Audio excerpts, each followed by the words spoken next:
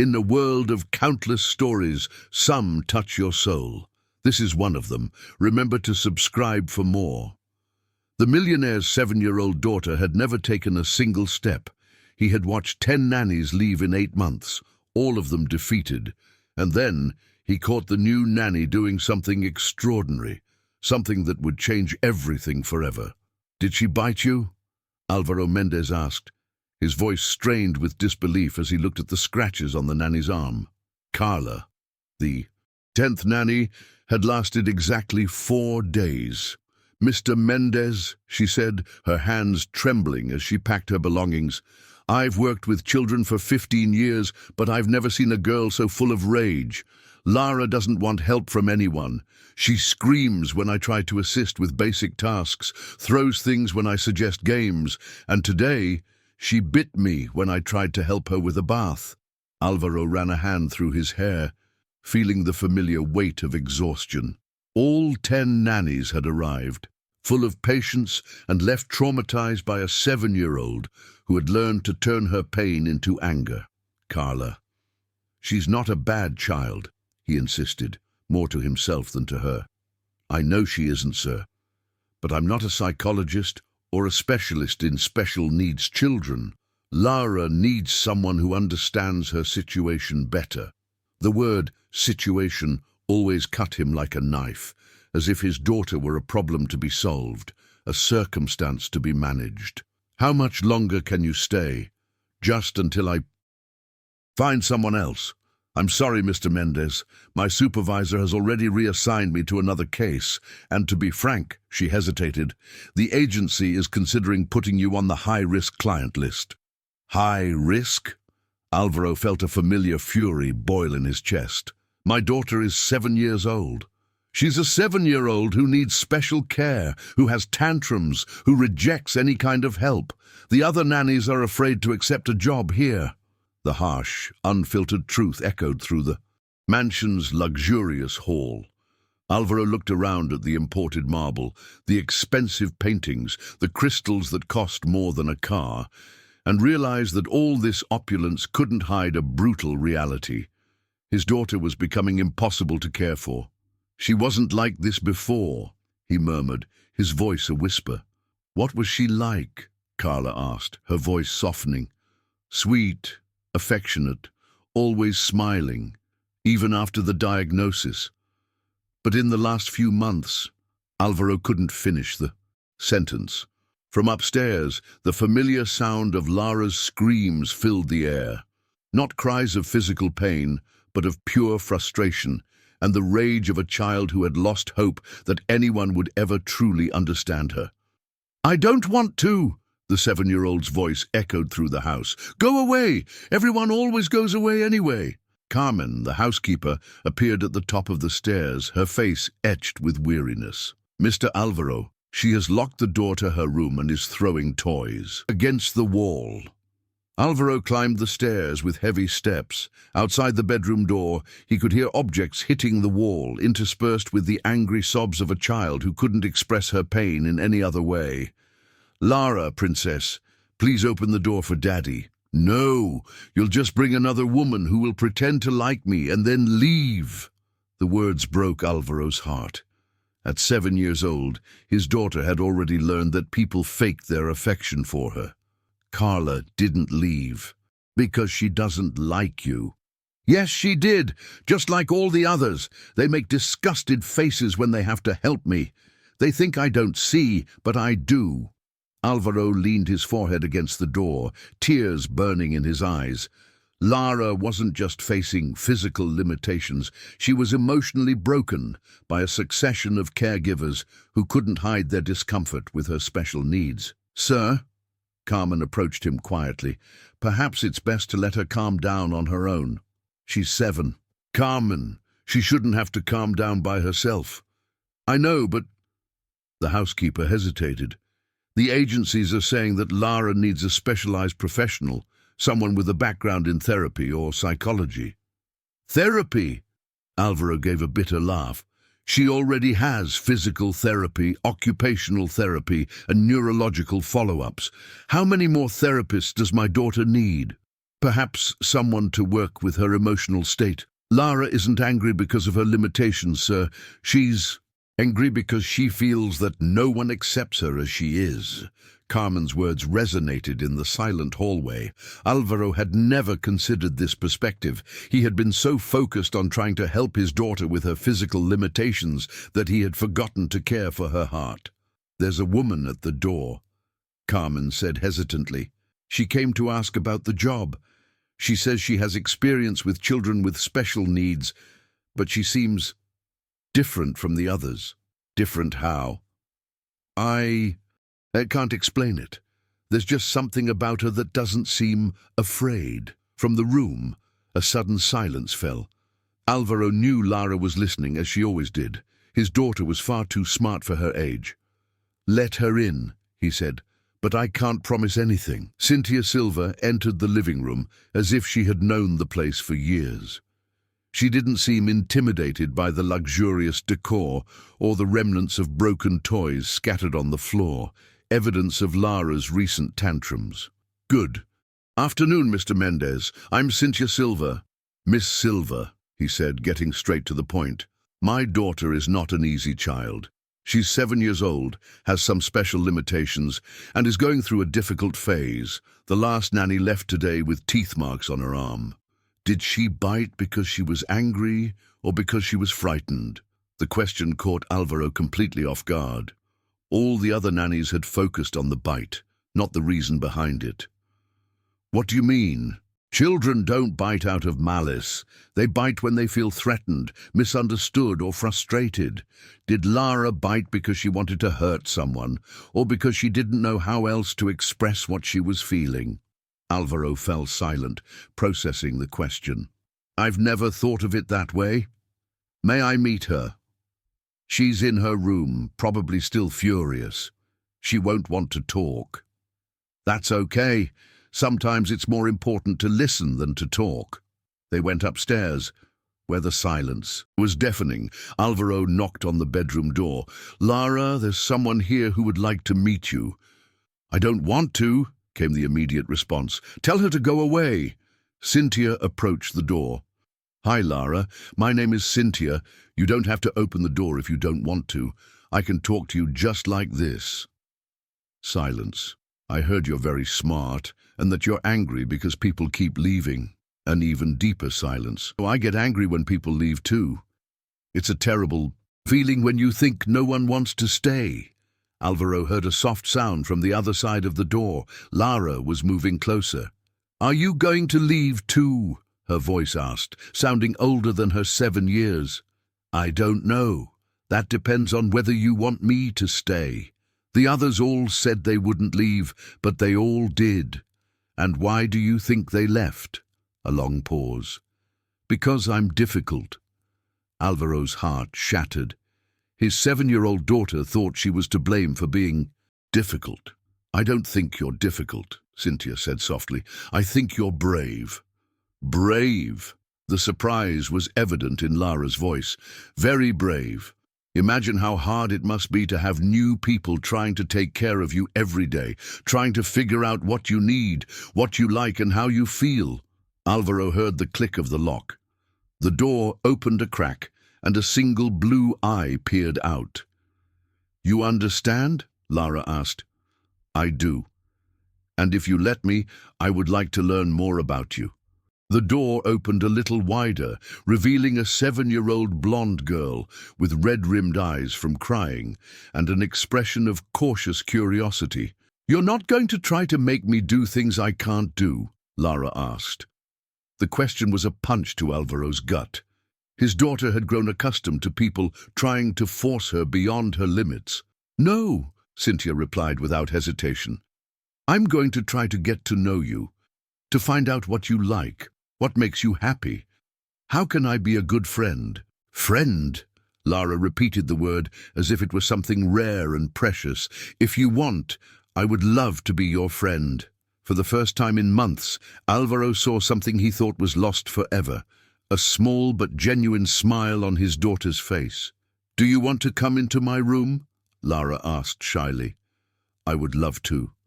Alvaro watched from the doorway as Cynthia entered Lara's room and sat on the floor, getting down to the girl's level. She didn't ask questions about her condition, didn't offer pity or sympathy. She simply looked around and said, "What a cool room. Can I see your drawings?" And for the first time in 8 months, Lara began to talk animatedly, showing her artwork, telling stories about her favorite books, and laughing for real. Alvaro went downstairs to the living room, feeling something he hadn't felt in a long time: relief. Not because Cynthia was going to cure Lara, but because there was finally someone who saw his daughter as a child, not as a problem to be fixed. An hour later, Cynthia came downstairs, leaving Lara drawing peacefully in her room. "She's amazing," Cynthia said. "She's smart, sensitive, full of personality, and rebellious and difficult, and she won't accept you, Mr. Mendez." Cynthia gently interrupted him. "Lara isn't rebellious. She is hurting. There's a huge difference." Alvaro looked at her, feeling that someone had finally understood something he couldn't see himself. "What would you do differently than the others?" "I would treat her the way she deserves to be treated, like a normal girl who needs some special care. And as for the physical care, she needs help with a lot of things, and I would help her. But first, I would earn her trust. First, I would show her that I'm here because I want to be, not because it's my job." Alvaro studied Cynthia's face, looking for signs of insincerity or financial interest. He found only sincerity. "When can you start?" "Now, if you need me to. Don't promise you'll stay if you're not sure. Lara has already suffered enough from people who leave." Cynthia looked him in the eye with a firmness that surprised him. "Mr. Mendez, I'm not leaving. Not until Lara no longer needs me." That night, for the first time in months, Lara ate at the kitchen table instead of in her room. She talked non-stop about the cool woman who had promised to come back the next day, who had liked her drawings, who hadn't tried to make her do impossible things. "Daddy," she said, as Alvaro tucked her into bed. "Cynthia isn't." "Different how, princess?" She looked at me as if I were normal, as if there was nothing wrong with me. His daughter's words echoed in Alvaro's mind as he went down to his office. How long had it been since he himself had looked at Lara as if she were normal? How long had he stopped seeing the extraordinary girl behind her limitations? For the first time in months, Alvaro went to sleep without the crushing weight of guilt in his chest. His daughter didn't need to be fixed. She needed to be loved, accepted and treated like the incredible child she had always been. What he didn't know was that Cynthia wasn't there just to take care of Lara. She was there to completely revolutionize the way the family viewed limitations, possibilities, and the true meaning of healing. Alvaro woke at 5 a.m. to the sound of silence. For the first time in 8 months, there were no screams from Lara's room, no slamming doors, no devastating sounds of a 7-year-old destroying her own room in pure frustration. He got up and walked to his daughter's bedroom door, his heart a mix of relief and suspicion. Had Cynthia really achieved what none of the other nannies could? Or was this just the calm before an even greater storm? Through the crack in the door, he could see Lara sleeping peacefully, with a serene expression on her face that he hadn't seen in so long he had almost forgotten what it looked like. On the floor beside the bed, on a crumpled piece of paper, was a drawing. A brown-haired woman smiling with the word "friend" written in clumsy letters underneath. "Mr. Alvaro." Carmen appeared in the hallway whispering, "Miss Cynthia is here. It's 5:30 in the morning. She said she wanted to make Lara a special breakfast." Alvaro went down to the kitchen and found Cynthia making star-shaped pancakes, humming a tune he didn't recognize. "Good morning," he said, still suspicious. "You always come this early?" "Good morning, Mr. Alvaro. I came early because I want Lara to wake up to something good for the first time in a long time." Cynthia turned around, holding a spatula. She slept all night without a single scream. Alvaro studied her. What did you do yesterday after I left the room? I talked with her. I really talked with her, not at her. What's the difference? Cynthia stopped stirring the pancake batter.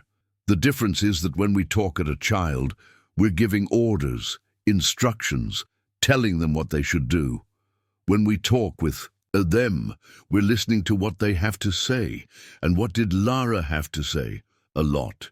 She told me she feels like she disappoints everyone, that she's afraid of making people angry, that sometimes she pretends to be asleep when she hears you crying in the office. The last sentence hit Alvaro like a bullet. She hears me. Children always hear more than we imagine. And Lara is a very sensitive girl. She carries not only her own pain, but yours too. Alvaro sat heavily in one of the kitchen chairs. I tried to hide it from her, and she tried to hide from you that she knew. You two are protecting each other, but you ended up isolating yourselves. At that moment, they heard slow footsteps coming down the stairs. It was Lara, moving slowly, but by herself, holding on to the railing. When she reached the kitchen, her eyes lit up at the sight of the star-shaped pancakes. "Good morning, Princess," Alvaro said, getting up to help her. "I can do it myself," Lara said, with a firmness that surprised him. There was something different in her voice, less anger, more determination. "Good morning, Lara," Cynthia said cheerfully. "Did you sleep well? I dreamed about the story you told me about the girl who discovered she had superpowers." Alvaro frowned. "What story?" "Cynthia told a story about a girl who thought she was weak, but discovered that she was actually the strongest of all. It's just that her power was different from everyone else's." "And what was her power?" Alvaro asked, curiously. Lara smiled, a genuine smile that made his heart leap. She could see into people's hearts. She knew who was good and who was bad just by looking. Cynthia placed a plate of star-shaped pancakes in front of Lara. "And do you think you have that power too?" "I think so. That's how I knew you were different from the other women." Alvaro watched his daughter eat with an appetite, another thing he hadn't seen in weeks. Lara always fought at mealtimes, refusing to eat, turning every moment into a battle. But here she was, talking animatedly and eating like a normal child. "Cynthia," Lara said between bites, "will you teach me how to make pancakes?" "Of course. How about we do it together tomorrow? Even if I can't stand for very long?" The innocent question cut the air like a blade. Alvaro felt his throat tighten, but Cynthia responded with natural ease. "There are many ways to cook, Lara. We can adapt everything for you. The important thing is to have fun together." The other. "Women always said I couldn't do things because it was dangerous. And what do you think about that?" Cynthia asked. Lara thought for a moment, chewing slowly. "I think they were afraid, not of me, but of me getting hurt. So they preferred not to let me try." The maturity of the response left Alvaro speechless. His 7-year-old daughter had managed to articulate something that he himself couldn't understand, the difference between protection and overprotection. "And you, Lara, are you afraid to try new things?" "I am," she admitted softly, "but I'm also angry at not trying." After breakfast, Alvaro was getting ready to leave for work when he heard laughter coming from the living room. He peeked through the door and saw something that made his heart ache. Lara was on the floor, playing with a puzzle with Cynthia, laughing loudly every time she managed to fit a piece. "I did it!" Lara shouted when she completed a section of the puzzle. "Look, Cynthia, I did it all by myself." "You're amazing. I knew you could do it." It was the first time in months that Alvaro had seen his daughter celebrate an achievement instead of being frustrated by her limitation. "Mr. Alvaro," Cynthia called when she saw him at the door. "Could I speak with you before you leave?" They went out into the garden, leaving Lara concentrated on her puzzle. "How did you do it?" Alvaro asked directly. "In one night you made more progress with her than all the specialists in months." "Because I didn't try to change her. I tried to understand her." "What's the difference?" Cynthia leaned against the garden wall, looking back at the house where Lara was still playing. "All the professionals who came here had the mindset of fixing Lara. They wanted her to adapt to their world. I came with the idea of adapting to her world. And what is her world like? It's a world where she feels different, rejected, like a burden to others. But it's also a world full of intelligence, creativity, and a huge desire to be accepted. Alvaro fell silent, processing the words. Mr. Alvaro, may I ask a personal question? You may. Have you ever just played with Lara, not supervising therapies or exercises, but really playing? The question hit him like a punch. Since the diagnosis, He couldn't finish the sentence. While you have these fears, Lara feels that her father doesn't want to be near her. The words echoed in the silent garden. Alvaro looked at the living room window where he could see. Lara focused on her puzzle and realized a devastating truth. For 2 years since the diagnosis, he had stopped being a father and had become just a care coordinator. What do I do? He asked, his voice breaking. Go back to being her father. Not the father of the child you wanted her to be, but the father of the incredible child she is. And if I don't know how, then you learn together with her. Alvaro spent the rest of the day in his office, but for the first time in 2 years he couldn't concentrate on work. Cynthia's words echoed in his mind. Go back to being her father. When he got home that evening, he found Lara in the living room, drawing at a low table that Cynthia had set up for her comfort. Hi, Daddy, Lara said animatedly without looking up from her drawing.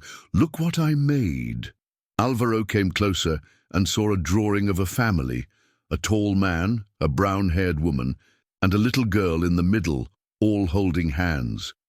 Underneath, written in careful letters, was, My new family.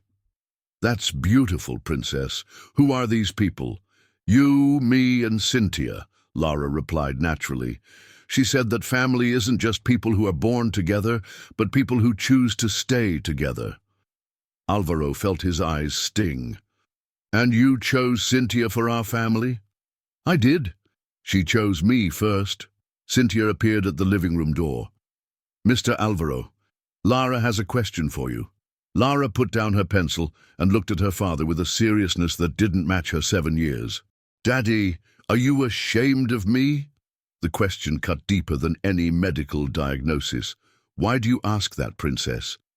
Because you never take me anywhere. You never introduce me to your friends. When we have visitors, you always ask me to stay in my room. Alvaro knelt beside the table, meeting his daughter's eyes. Lara, I have never, ever been ashamed of you. I am proud of you every single day. Then why do you hide me? The simple, direct question from a 7-year-old exposed a truth that Alvaro had tried to deny for 2 years. He was hiding Lara not to protect her, but to protect himself from the looks of pity and judgment from others. Because I was, he admitted, scared that people wouldn't know how to talk to you, how to treat you. But if they don't know me, how will they learn? The crystal-clear logic of a 7-year-old made Alvaro realize how foolish he had been. Lara was right. How were people supposed to learn to live with differences if he kept them hidden? You're right, Princess. You're completely right. So can you take me to where you work, like other dads do? Alvaro looked at Cynthia, who nodded encouragingly. Of course, Lara. How about we go tomorrow? The smile that lit up Lara's face was worth more than all the expensive treatments he had paid for in the past 2 years. That night, as Alvaro tucked Lara into bed, he sat on the edge of the mattress to talk for the first time since the diagnosis. Daddy, Lara said as he covered her. Cynthia said you sometimes cry in your office. Alvaro swallowed hard. That's true. Do you cry because I'm different?